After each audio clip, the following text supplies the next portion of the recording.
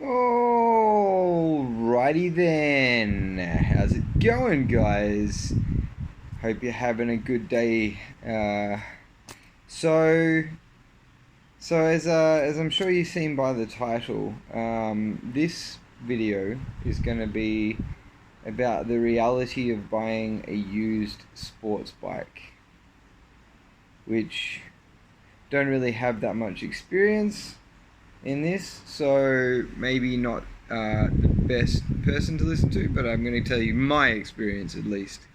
And I don't see, like to me, it sounds pretty logical. The sort of things that I've experienced, I believe that, pretty typical,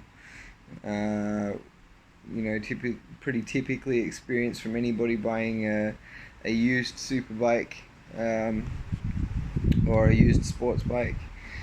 So, as you know from my previous video, I recently bought a 2011 Kawasaki Z750, and I bought the Z750 for a couple of reasons, but mainly out of all of the Z models, the 750 is probably the most attractive to me.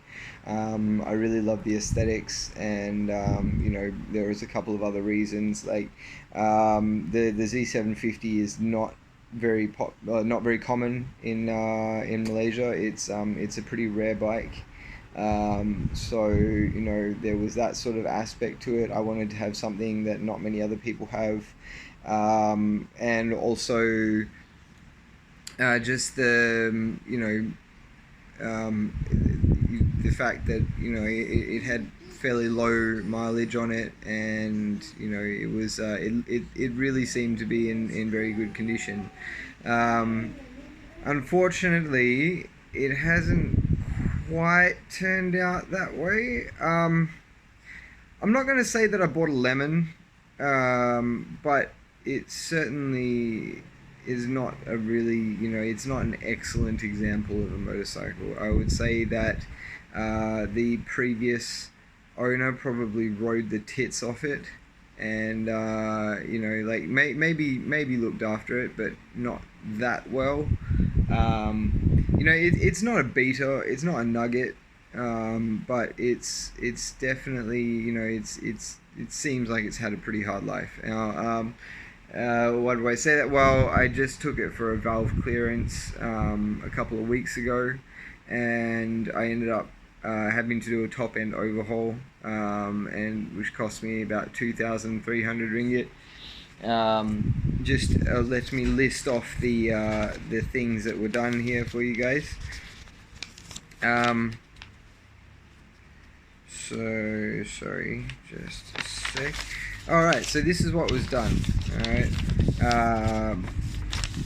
So they replaced the exhaust gaskets, the gasket cam cover, the gasket O-rings for the cam, the head gasket, the exhaust valves, two exhaust valves, the 7th and 8th, valve seals, radiator cap, iridium spark plugs. Apparently the spark plugs that were in it previously were like the sort of spark plugs you put in a 250, so pretty dodged there, it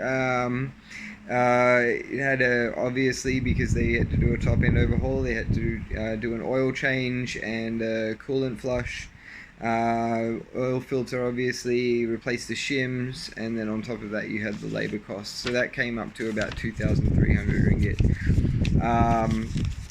And then I ended up having to wait for about 3.5 weeks to get my bike back, because I had to wait for parts to be shipped in from Japan. As I mentioned before, the 750 is a pretty rare bike in Malaysia, so there's not a whole lot of parts available.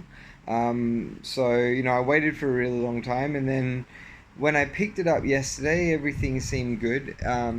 Unfortunately, it now seems to have a pretty serious oil leak coming from around about where the water pump is. Which really sucks. And this one has nothing to do with my mechanic. It did have an oil leak before I sent it to my mechanic, but it seems to have gotten worse since the work has been done. And yeah, so kind of getting to the main point of the video. Um, Unfortunately, especially here in Malaysia, when you're buying a used bike from a dealership, they will not let you test ride it. Especially when we're talking big bikes, especially when we're talking sports bikes, they will not let you test ride it. Mainly, they're off. Often their excuse is that um, they can't afford the risk because people can ride away with it. They can present with a stolen AC and mainly there's a lot of traffic, a lot of congestion. So somebody who's never ridden a bike like that before, they suddenly get on in my case, I had this old ER6 which they were only willing to give me 7,500 ringgit as a trade-in, and I'm trying to buy this bike which is 25,000 ringgit. So they were not willing to let me test ride it. They kind of they turned it on, and like I spent a good 15 minutes looking over the whole bike, like checking everything, looking for oil leaks. I couldn't find anything. But it's only after actually riding the bike after I bought it, that's when I noticed the oil leak initially. And like I said, at first it was kind of like a couple of drops coming out, after riding pretty hard. But since I had the valve clearance done, it seems to have, jostled something, or there's something that's come loose. So, um, unfortunately, when you're buying a used sports bike or a super bike here in Malaysia, it's a real crapshoot what you're gonna get. My recommendation would probably be to, if possible, to buy one off somebody that so how well they've looked after it, or that that you know that what sort of rider this person is. Maybe because you can be a hard rider, like you can ride really fast, you can take it up on twisties on weekends and really smash it, but then afterwards you take it for a service, and you're one of those guys that looks after their bike immaculately. Then it doesn't matter that it's been ridden hard because it's been looked after properly. Whereas the other side of the coin, perhaps it's just used for commuting, and the guy never pushed it hard ever. So you also know, okay, well, this bike has never been used at its full potential, so it's still going to be in good condition. Um, so yeah, so kind of that's where I'm at now. I'm taking my bike back to the mechanic tomorrow to have him have a look at this oil leak. Unfortunately, the dealership that I bought it from, I'm not really going to name them, because even though they gave me a 3-month warranty on the bike, they're not willing to actually do any work. I did initially talk to them about this oil leak, and they kind of like brushed it off. Like I rode the bike all the way out to the dealership, which is over an hour away from my place.